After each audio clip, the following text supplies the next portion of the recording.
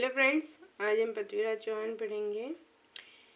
पृथ्वीराज चौहान की माता का नाम कर्पूरी देवी, पिता सोमेश्वर, जिसकी उपाधि प्रताप लंकेश्वर थी। पृथ्वीराज चौहान का जन्म 1166 में गुजरात में हुआ था, अनहिल पाटन में। इनकी पत्नी व प्रेमिका अच्छिनी और संयोगिता पहले प्रेमिका थी, फिर इनसे गंधर्व विवाह करके इनको पत्नी बनाया गया। पृथ्वीराज चौहान के मुख्यमंत्री कदम्स या केमास, सेना अध्यक्ष भुवनमन।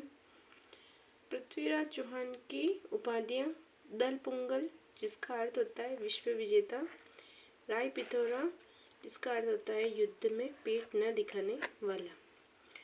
पृथ्वीराज चौहान के एक चाचा था अपरांगी, चचेरा भाई था नागार्जुन और पृथ्वीराज चौहान का भाई था हरिराज। पृथ्वीराज चौहान की घोड़ी का नाम नाट्यरंबा था। नाट्यरंबा के बारे में कहा जाता है कि ये एक युद्ध वाली घोड़ी न होकर नाचने वाली घोड़ी थी। पृथ्वीराज चौहान अपने पिता की जिसकी मृत्यु 1177 में हो गई थी, मृत्यु के बाद 11 वर्ष की आयु में शासक बने। ये मात्र 11 वर्ष की आयु में ही शासक बन गए थे।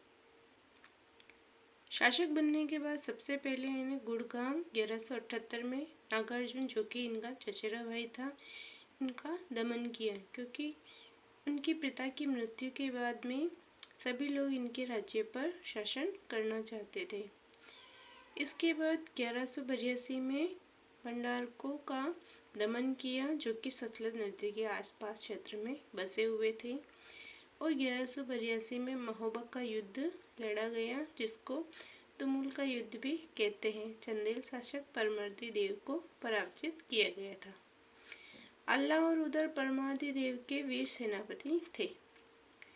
गुजरात के भीमदेव नागौर 1184 में युद्ध किया गया। सीमा विवाद के कारण अबू राज्य पर अधिकार करना चाहते थे भीमदेव और पृथ्वीराज चौहान। इसके लिए इन दोनों ने संघर्ष किया। तराइन के युद्ध को हम अगली क्लास में पढ़ेंगे।